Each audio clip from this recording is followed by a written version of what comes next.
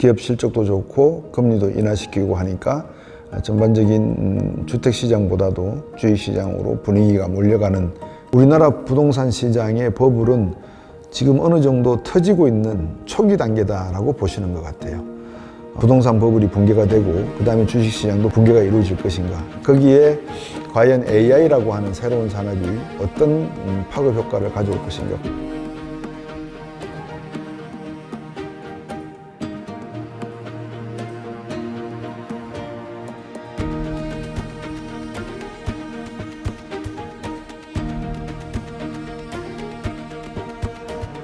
네, 안녕하십니까, 곽수정입니다. 최근 미국 시장이 많이 뜨겁습니다. 다우 산업지수 같은 경우도 그렇고 S&P 500도 그렇고 그 다음에 나스닥도 그렇고 연일 최고치를 경신하고 있는 상황에서 제가 아침 학습 시간에도 말씀을 드렸습니다만 세 가지 긍정적인 요인들이 작용하고 있는 배경이 있다라는 말씀을 드렸죠. 첫 번째가 기업들 실적이 확실히 좋아질 것 같다라고 하는 거고요. 주식이라고 하는 게 그렇잖아요, 그죠?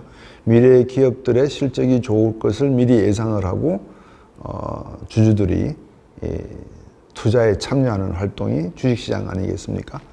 기본 원리에 충실해서 제가 말씀을 드리는 겁니다. 두 번째는 미 연준이 금리를 인하할 것 같다.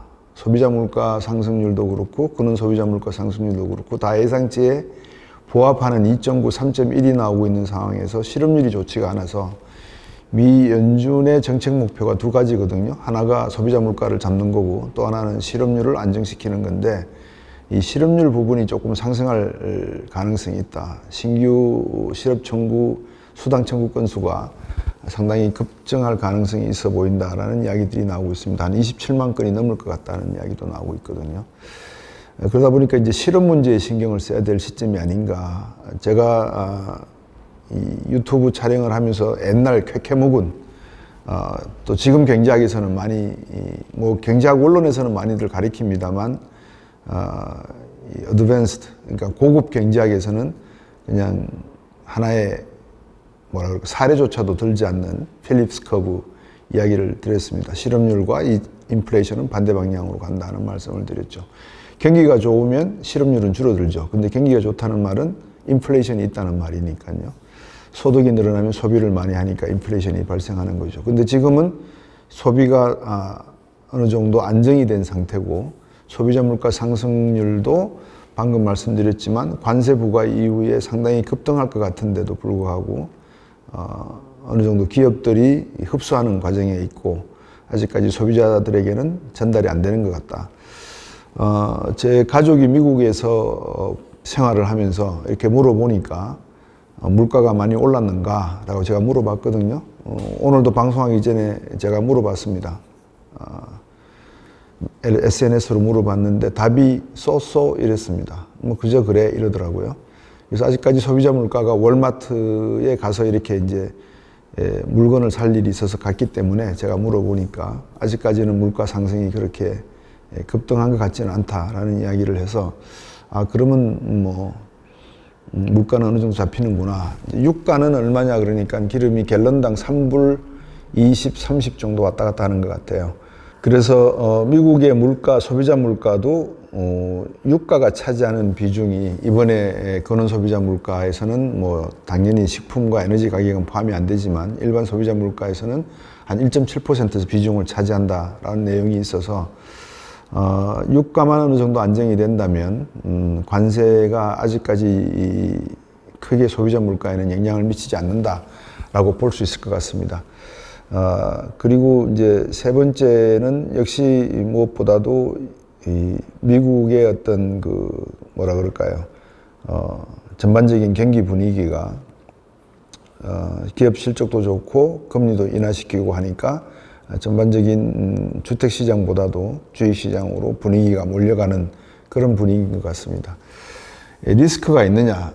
이제 이 정도가 되면 많은 분들이 10월달이 되면 또 고민이다. 주식시장에서 흔히 하는 말이 있지 않았습니까? 8월이 되면 여름철에는 별로 주식시장이 좋지가 않다. 또 9월도 과거의 역사를 쭉 연구를 해보면 주식시장의 경기가 별로 안 좋았다. 그런데 10월달을 보니까 어이구 1929년 대공황도 10월 달에 발생을 했고 이 10월 달에 오면 뭔가 또 큰 변동이 있지 않겠는가라는 고민들을 하시는 것 같아요. 그래서 이제 제가 보는 관점에서 주식시장이 지금과 같은 방향으로 가는 것이 어떻게 생각하느냐 많은 분들이 궁금해하실 것 같아서 제가 좀 설명을 드리고 우리나라 시장도 조금 제가 언급을 해드려야 될 것 같습니다. 아무래도 지금 우리나라 코스피도 3,300 넘어서 3,400을 이제 향해서 가고 있는 상황인데 12월 정도가 되면은 4,000까지도 가지 않겠나 낙관론을 펴시는 분도 계시고 조만간에 미국 시장이 심리적 조정을 가져오면 우리나라 증시도 상당히 좀 출렁거릴 수가 있다라고 좀 조심스럽게 보는 분들도 계시고 그런 것 같습니다. 어떤 한 사물을 놓고 뭐 이렇게 볼 수 있고 저렇게 볼 수 있고 다양하게 볼 수 있죠. 근데 저는 뭐 그런 거를 다 떠나서 그냥 미국의 주식시장에 제가 심화학습 시간에 말씀을 드렸는지 모르겠습니다.만 아침 학습 시간에는 1900년 이후에 미국의 증시가 어떻게 그동안에 변해왔는가를 말씀을 드린 적이 있습니다.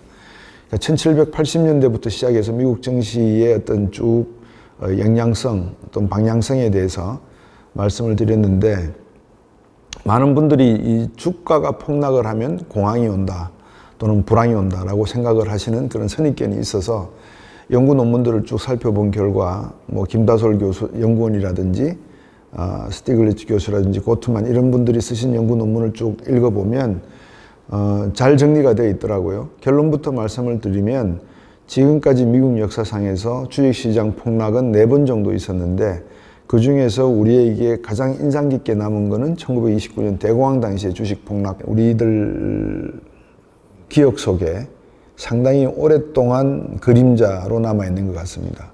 그래서 주식시장의 폭락은 대공황을 일으키는 단초가 된다. 틀렸다.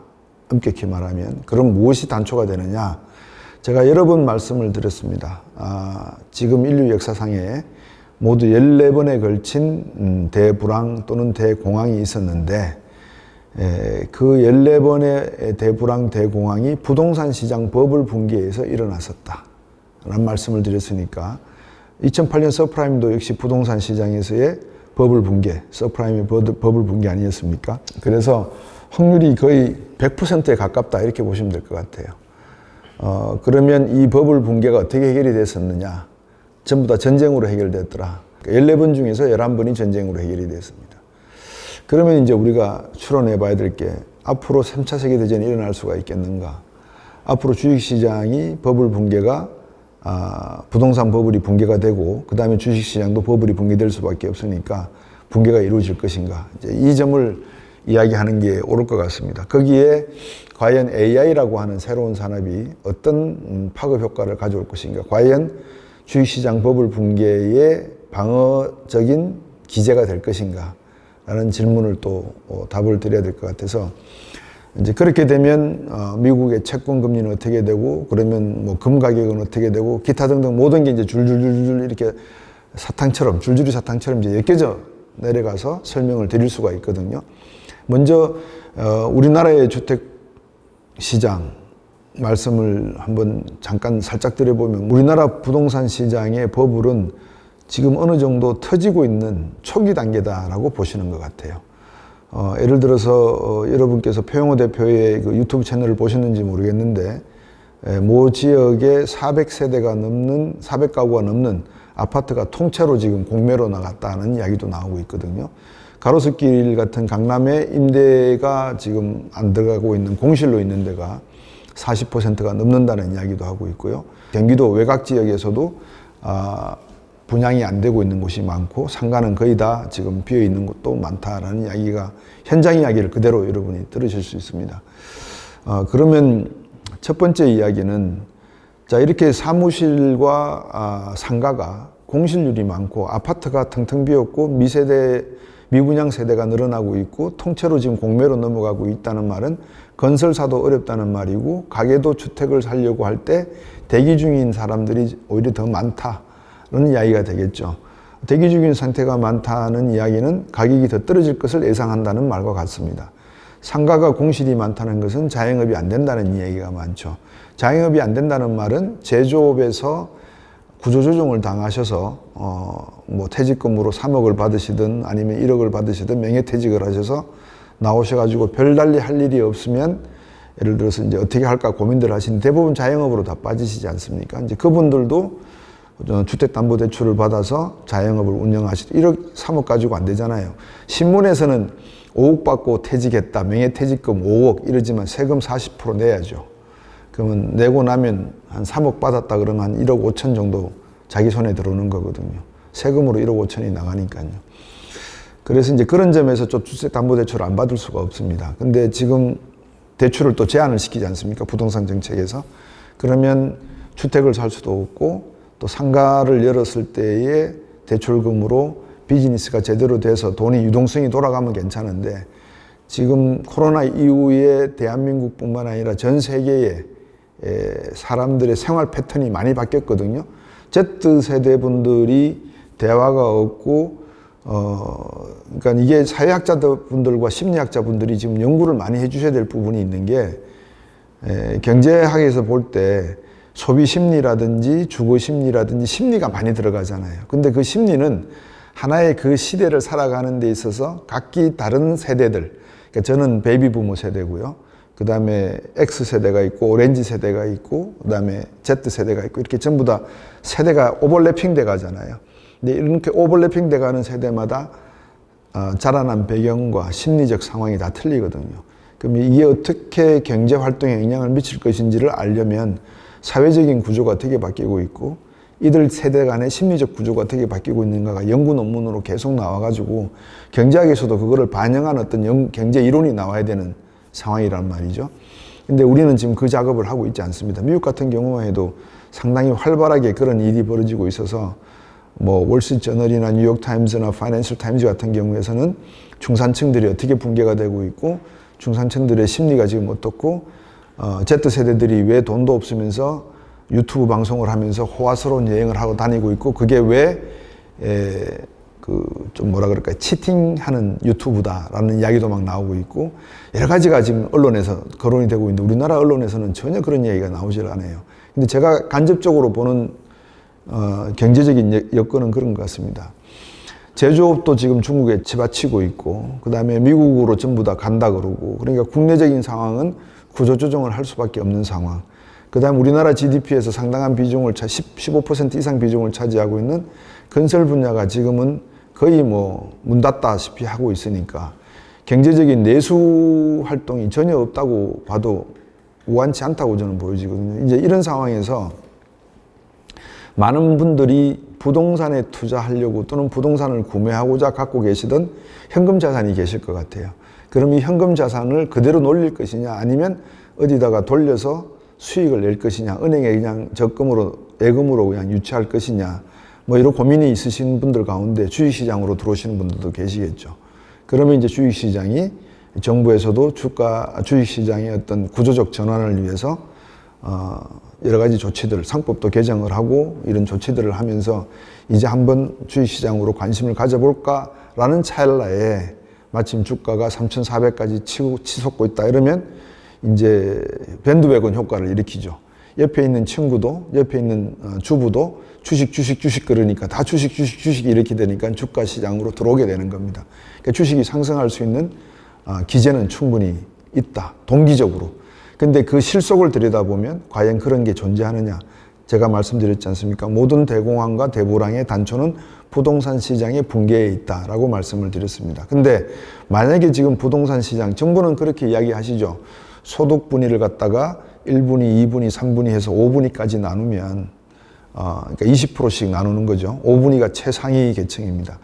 5분위와 4분위 같은 경우에는 그러니까 한 40%는 자산의 70%를 주택으로 갖고 있어도 이 주택의 가치가 다 뭐 15억, 20억, 30억 뭐 이렇게 하니까 부동산 가격이 떨어져도 큰 문제가 없다. 대출받은 것을 충분히 갖고도 남는다라고 하실지 모르지만 1분위나 2분위도 역시 주택을 갖고 있지 않습니다. 이분들은 주택을 소유할 만한 자산이 없거든요. 그러다 보니까 이제 3분위가 결국은 문제인데 이 3분위가 어떻게 보면 부동산에 대한 심리, 시장의 심리 상황을 반영한다라고 볼 수가 있는데 이 3분위 소득 계층들을 가만히 보시면 아주 재밌는 것들을 여러분께서 보실 수 있습니다. 소득 5분위와 소득 1분위를 딱 비교를 해보니까 여러분들 그 국세청에서 발표된 자료가 있고 더불어민주당의 국회의원이 작년에 국회에서 요청한 자료에도 나와 있습니다. 어떤 자료냐면 1분위와 5분위 간의 자산 차이가 1억 2천만 원이 넘습니다. 그러니까 엄청난 차이인 거죠.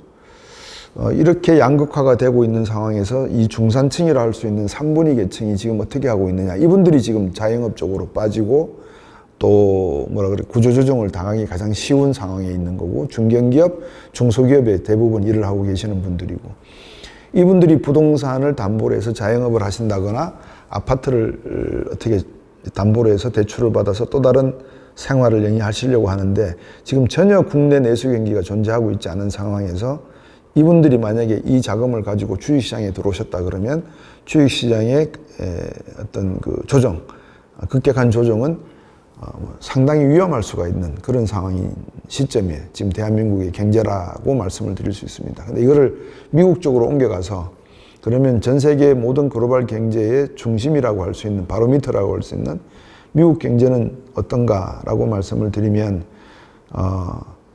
앞에서 말씀드린 대로 부동산 거품이 존재하느냐 존재하지 않느냐. 거품은 존재하지 않습니다, 미국에서. 근데 지금 월세도 그렇고 시장금리가 워낙 높게 책정되어 있다 보니까 주택을 신규로 구매하려고 하는 사람 숫자들이 줄어들고 있습니다. 왜냐하면 평균적으로 한 $1,600 원리금 상환액이었다고 하면 지금 이자 상승으로 인해 가지고 부담해야 될 돈이 $2,200 정도 됩니다. 우리나라 돈으로 따지면 약 100만 원 돈의 추가적인 부담이 지금 시장 금리로 들고 있거든요. 그러니까 트럼프 대통령이 또 그런 보고를 들으셨겠죠. 그래서 주택담보대출 금리도 떨어뜨려야 된다, 이야기를 계속하고 계시고, 주택담보대출을 떨어뜨리려고 그러면 미 연준의 기준금리도 떨어뜨려야 된다. 그게 다 연계가 되어 있는 겁니다. 그러면 금리를 떨어뜨리는 건 좋은데, 금리가 떨어뜨려지면 더 좋은 게 뭘까요? 그렇죠. 채권의 가격이 많이 올라가죠. 미국 재무성 채권 가격이 올라가지 않습니까? 재무성 채권 가격이 올라가면 이 채권이 담보적 가치를 갖게 되는 거거든요. 그러면 정부에서 재정적자적인 측면에서도 금리가 낮으니까 이자 비용도 줄어들게 되고요. 여러 가지로 재정 건전성에 도움이 되니까 자꾸 떨어뜨려라 이야기하는 거 충분히 이해가 됩니다. 더군다나 이렇게 채권 가격이 올라간 상태에서 이 채권을 담보로 해서 스테이블 코인을 발행하겠다. 거기에 일부의 금을 자산 포트폴리오에 넣어서 금과 미국 채권으로 스테이블 코인을 발행하겠다. 에릭 트럼프가 우리나라에 와서 대한민국이 앞으로 스테이블 코인과 암호화폐 시장에서 세계 선두가 될 수 있다는 이야기를 하고 갔단 말이에요. 정말 무책임한 이야기고, 그냥 모르겠습니다. 코인에 관심이 많은 분들은 어떤 생각을 하실지 모르는데, 이제 그런 식의 연계가 모두 이루어지고 있는 상황에서 미국은 주식시장이 어디까지 오를 것인가, 과연 다우지수는 5만을 돌파할 것인가, S&P는 7천까지 돌파를 가능할 것인가, 이 문제의 가능성은 금리 인하에 있다고 봅니다. 근데 여기는 또 양단의 중요한 그 음과 양이 있습니다. 뭐냐면 주식시장이 7천을 돌파를 하고 5만을 찍으면 미국 경제 전반의 어떤 삶이 윤택해져야 되는데, 다시 말씀드려서 미국에 많이 고용이 되고 소비자 물가도 안정이 되고 이런 방향으로 가야 되는데, 과연 그것이 가능한가라는 질문이 이제 맺혀지거든요. 두 가지 답이 다 존재합니다. 가능하다, 가능하지 않다. 가능하다는 말은 어떤 의미냐면, 대불황 때 또는 대공황 때 주가가 급락을 해서 지금까지 4번 정도 급락을 했다는 말씀을 드렸잖아요. 급락을 했지만 그 주식시장이 일정한 버블 궤도에 오르기까지 수많은 투자가 이루어졌다는 건 사실이거든. 예를 들어서 포드 자동차가 생겼을 때 포드 자동차 회사에 투자를 많이 했을 거고, 또 영화 산업이 등장했을 때 영화 산업에 투자를 많이 했을 거고, 이런 식으로 되다 보니까 주식시장이 붐이라고 하는 것은 그 자체를 반드시 나쁘다라고는 할 수가 없다. 어떤 산업이든지 지금 투자가 되고 있다라는 측면입니다. 그 중에 하나가 이제 최근에 많이 논의가 되고 있는 AI 산업에 미국이 엄청난 투자를 하고 있고, 따라서 이 AI 산업이 미래 주도 산업이 될 가능성이 크기 때문에 AI 산업의 투자의 기대치가 지금 주가에 반영되고 있다라고 해석할 수 있는 부분이 하나가 존재합니다. 근데 이게 중국이 과연 치고 들어오는 게 무서운데, 미국이 글로벌 표준화와 글로벌 규제와 이런 것을 전담할 수 있을 정도의 파워를 가지고 있느냐 없느냐, 이제 이 질문에 대한 답을 또 해야 되는 거죠. 제가 유튜브 방송에서 모든 것을 다 말씀드릴 수는 없어서 그냥 짧게 쿠다만 가지고 말씀을 드리고, 그 다음에 화웨이가 만든 어센드 칩의 오퍼레이션 시스템을 구축하고 있는 캔에 대해서는 말씀을 안 드렸어요. 컴퓨터 아키텍처 포 뉴럴 네트워크라고 하는 이 캔의 오퍼레이션 시스템이 완벽하지 않다는 것은 누구나 다 알고 계시고, 또 쿠다가 전 세계 오퍼레이션 시스템, GPU 오퍼레이션 시스템의 90% 넘는 시장 점유율을 갖고 있다는 것은 그만큼 미국이 표준화될 권력을 갖고 있을 가능성이 높다는 이야기도 되거든요. 이제 그런 측면에서 미국이 치고 나갈 수 있는 미래 산업군에서도 상당하다.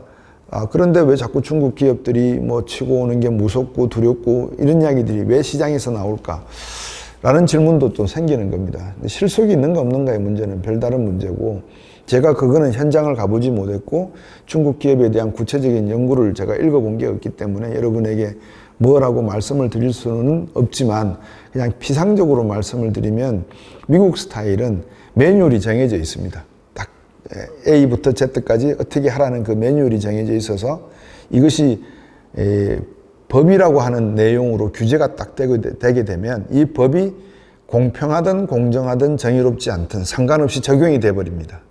이제 그런 관점에서 놓고 보면 미국은 뭐든지 체크해서 가는 스타일이라고 말씀을 드릴 수 있고, 중국 스타일은 공산당이 지금 주도해서 나가고 있으니까 국가 자본주의 형태로 우리나라 60년대 70년대 개발 독재 당시와 비슷한 형태로 지금 치고 나가고 있는 상황이라서 과잉 투자 부분이 상당히 많이 언급이 되고 있습니다. 전기자동차만 해도 지금 과잉 투자 부분이 많아가지고, 그건 제가 직접 눈으로 목도한 거니까요. 중국에 이렇게 관광이라든지 또는 어떤 지역을 방문하러 가서 봤을 때 배터리 공장 옆에 전기자동차 회사가 있는데 그 넓은 공터에 전기자동차가 쭉 서가지고 있는 것을 보기도 했으니까 과잉 투자 부분이 확실히 문제가 될 수는 있을 것 같아. 왜 문제가 되느냐? 제가 자꾸 이리 갔다 저리 갔다 하는 게 아니고 결코 다 하나의 공통적 내용이 있습니다. 우리가 1998년 외환위기를 경험했지 않습니까? 전조가 있었냐 없었냐? 있었죠. 성수대교가 붕괴되고 삼풍백화점 붕괴되고 한보가 부도가 나는 그런 사태가 있었습니다. 그게 경제와 관련이 없는 사건이다 보니까 많은 분들이 아이고 뭐 그게 나중에 경제 위기로 오겠어라고 했지만, 어쨌든 대한민국 산업 구조의 한 어두운 단면을 비춰줬음에도 불구하고 우리는 그것을 의례껏 일어날 수 있는 불행한 일이려니 하고 넘어갔지만, 나중에 지나고 보면 되돌아보면 경제와 사회가 모두 한 바퀴로, 자전거 바퀴처럼 굴러가더라라는 점을 느낄 수 있습니다. 그래서 지금도 그런 관점에서 말씀드리면 중국 경제는 부동산 버블이 제가 자칫 잘못하면 일본식의 30년, 잃어버린 30년을 갈 수 있다고 말씀을 드렸잖아요. 헝다가 파산해서 디리스팅이 돼버렸습니다. 상장 폐지가 돼버렸고요.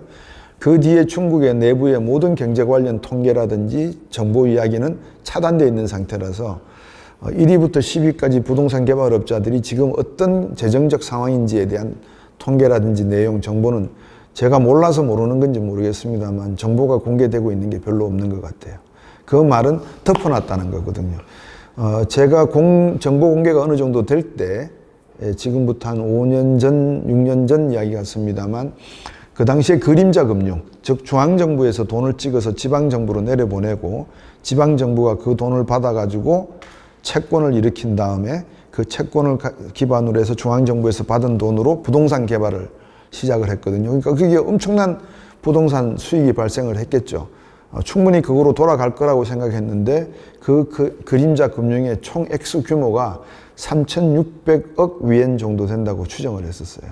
그림자 금융으로 이게 실제로 부가가치를 창출하는지 안 하는지를 모르는 상태에서 중앙에서 내려보냈는데 지방에서는 내려온 게 없다라고 이렇게 짜 맞춰 내려가면 빈 자금액이 나온다는 이야기입니다. 그런데 서프라임 때 미국이 이 부도가 난 게 가계 부동산이 3조, 투자은행에서 부도가 난 게 3조에서 4조. 그러니까 투자를 했다가 CDS, CDO 같은 ABS, Asset Backed Securities라고 하는 파생 상품에 투자를 했다가 손실을 입은 게 3조에서 4조 달러 정도입니다. 그래서 총체적으로 6조에서 7조 달러의 손실이 났다. 그래서 서프라임 위기가 났거든요. 그런데도 불구하고 시진핑 주석이 전성절에서 이야기했지 않습니까?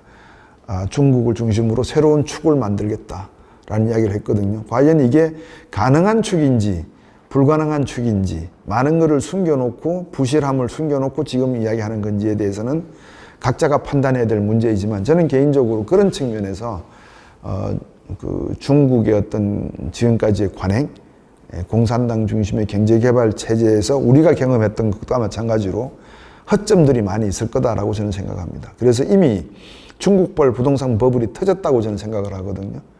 그래서 미국발 부동산 버블은 터지지는 않았지만 상당히 부동산 시장도 침체 둔화까지는 이해할 수 있지만 중국은 일단 부동산 버블이 전 터졌다고 보는 거죠. 그러면 이 터진 상태를 중국이 봉합을 해야 되는데 봉합을 하고 있느냐 아니면 허장성세를 더 펼치고 있느냐, 로봇 휴메노이드를 계속해서 비춰보면서 미국을 거의 다 따라잡았다 이런 이야기들을 하고 있는데 말씀드렸다시피 내실을 들여다보니까 쿠다하고 캔의 차이는 엄청난 차이가 존재하더라. 그러면 어떤 현상이 벌어지느냐, 휴메노이드가 박싱을 하는데 상대를 보고 권투질을 하는 게 아니라 주먹질을 하는 게 아니라 상대 반대편에 서서 주먹질을 하다가 혼자 두드려 맞은 것처럼 쓰러지고 하는 현상이 벌어지는 게 중국 경제라고 비유할 수 있다라고 제가 말씀드리는 겁니다. 자, 그런 상황이 놓여지면 지금 중국의 부동산 시장이 침체됐는데 중국의 휴메노이드다, AID다, 화웨이다, 샤오미다, BYD다 이런 회사들이 잘 나간다고 하니까 중국 주식시장도 지금 붐을 타고 있단 말이죠. 그러면 이게 정상인가라는 질문을 던졌을 때 정상 같지는 않습니다. 예. 그러면 중국의 부동산 버블이 터지지 않았으니까 마치 주식시장에서 어느 정도 붐이 일어나는 것 같이 보이지만 중국의 가장 큰 문제가 뭐죠? 네팔 사태 보시면 아시잖아요. 공산당과 비당원 간의 어떤 격차, 중국 내부에서도 도시와 농촌 지역 간의 인민들의 부의 격차 이런 것들이 존재하거든요. 결국은 그런 문제들이 1인당 국민소득 13,000달러를 돌파하는 상황에서 어떤 내부적인 결속의 문제가 생길까라는 질문이 하나가 생깁니다. 그러니까 정치 사회적인 불안 요소가 생긴다는 거죠. 중국을 이렇게 여행하시는 분들은 보실 겁니다. 길거리에 인도와 차도 간에 구분해 놓은 이렇게 철조망이라 그러나요? 그 인조물 사이에 여러 가지 플랜카드, 우리나라 옛날에 멸공, 반첩 이런 거 막 써붙여 놓듯이 사회의 안정과 뭐 세계적인 평화 이런 막 소위 말해서 그 플랜카드가 구호 플랜카드가 쭉 붙어 있는 거를 많이들 보실 겁니다. 그만큼 내치도 자칫 잘못하면 힘들어질 것이다라고 하는 게 제가 생각하는 중국에 대한 생각입니다. 물론 뭐 중국이 단단하다 하는 분들 계실 거고 각자의 의견이 있다는 것은 제가 부정할 필요도 없고요. 지나친 낙관을 한다는 것도 제가 나중에 볼테르의 이야기를 제가 잠깐 설명을 드릴 건데 판글로스라고 하는, 여러분 캔디드라고 하는 볼테르의 소설을 읽어보셨는지 모르겠습니다. 거기에 보면 판글로스라고 하는 그 주인공이 나오는데요. 모든 것을 낙관하는 사람입니다. 세상에 그럴 일이 없다. 그런데 그런 낙관론보다는 제가 늘 말씀드리지만 비관론도 아닙니다. 시장을 조금 더 냉철하게 들여다봐야 될 시점인 것 같다. 왜? 시대적 변환기니까. 왜 시대적 변환기? 21세기 후기 문명사회와 21세기 후기 산업사회가 지금 변하고 있거든요. 산업은 AI 중심으로 가고 있고 빅데이터 중심으로 가고 있고 디지털화되어 가고 있고 5G가 아니라 6G 시대로 가고 있고 웹 2.0이 아니라 웹 3.0으로 가고 있고 거기에 필요한 모든 16진법의 기술들이 새롭게 소개돼야 되고 16진법이 들어와야지만 블록체인 기술이 연결이 되고 블록체인 기술이 연결이 돼야지만 데이터를 주고받는 데 있어서의 상호 독립성, 탈중앙화가 가능하거든요. 이런 모든 것들이 연계가 되어 있는 상황에 중국이라고 하는 국가의 체제, 운영 체계가 무조건 낙관적으로 볼만한 것인가라고 하는 데는 의문이 생기는 겁니다. 이제 그런 관점에서 이미 부동산 버블은 중국발로 터졌고 이게 미국처럼 오픈된 소사이어티가 아니기 때문에 닫혀 있을 따름이지 이게 공개되면 그 파장은 상당할 수가 있다라고 저는 보고 있는 거죠.